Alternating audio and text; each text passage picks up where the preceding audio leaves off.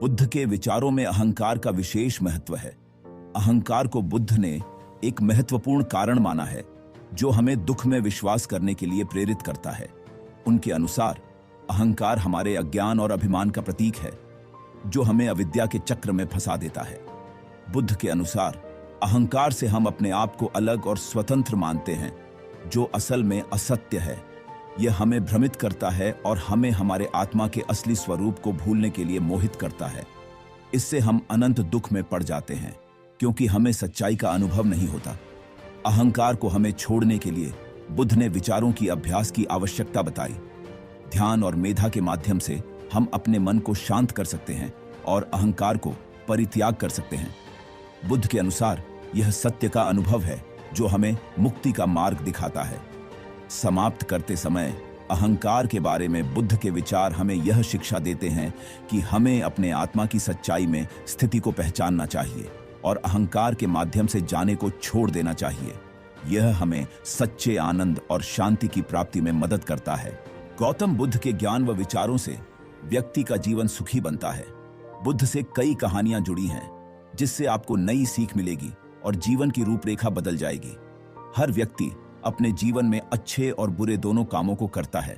अच्छे कामों से व्यक्ति को जहां यश, सम्मान और कीर्ति की प्राप्ति होती है, वहीं बुरे काम केवल बदनामी का ही कारण बनते हैं। इसलिए अपने अवगुणों का त्याग कर अच्छे कर्म को करें। जीवन में जितना अच्छे कामों का महत्व होता है, बुरे काम भी उतने ही महत्वपूर्ण होते हैं, क्योंकि आपके द्वारा किया गया एक बुरा काम सभी अच्छे कामों को ढक देता है।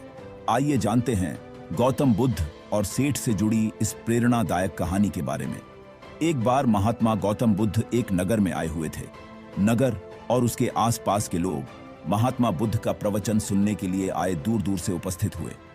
सभी लोगों में नगर का धनाढ्य सेठ भी मौजूद था। धनाढ्य सेठ राजा के लिए बहुत सारे उपहार और संदेश लेकर आया था।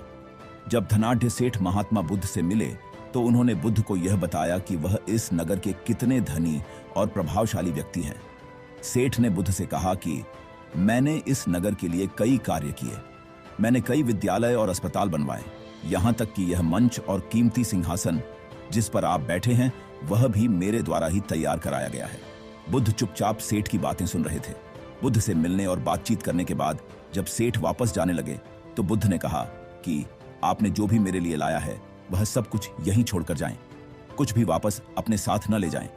सेठ हैरान हो गया और कहा कि जी महात्मा, मैं तो ये सारी चीजें आपके लिए ही लाया था और यहीं छोड़कर जा रहा हूं। तब बुद्ध ने कहा, आपने जो भी भौतिक चीजें लाई हैं उनमें से कोई भी मेरे काम की नहीं है। मेरा प्रयोजन तो तब पूरा होगा जब आप इन चीजों के साथ अपने अहंकार को भी यहीं छोड़कर जाएंगे।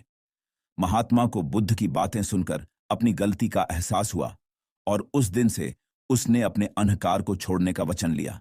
गौतम बुद्ध और धनाढ्य सेठ की इस कहानी का सार यही है कि जीवन में आप चाहे जितने भी अच्छे काम क्यों न कर लें, लेकिन दिखावा और अहंकार आपके द्वारा किए अच्छे कामों को मलिन कर देता है।